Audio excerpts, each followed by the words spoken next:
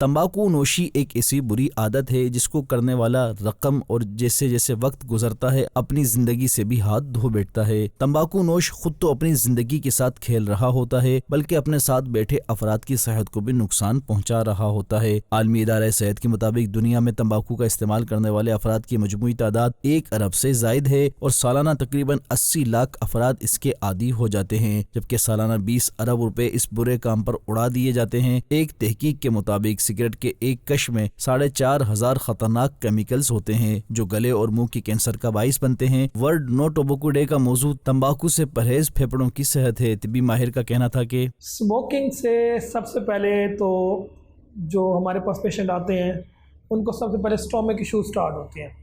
Patient को constipation develop होती है और वो उस कॉन्स्टिपेशन को रिलीव कराने के लिए दोबारा से स्मोकिंग करता है और उसके बाद पेशेंट डिप्रेशन में चला जाता है। डिप्रेशन के लिए वो मेडिसिन लेना शुरू कर जाता है। फिर उसके बाद पेशेंट को सांस के मसाइल भी शुरू हो जाते हैं। जब कोई भी बंदा 8-10 साल सिगरेट पीता रहता है, कम से कम एक पैक जिसमें 20 सिगरेट्स होते हैं, तो उसके बाद उसके फेफड़े फूलना शुरू हो जाते हैं।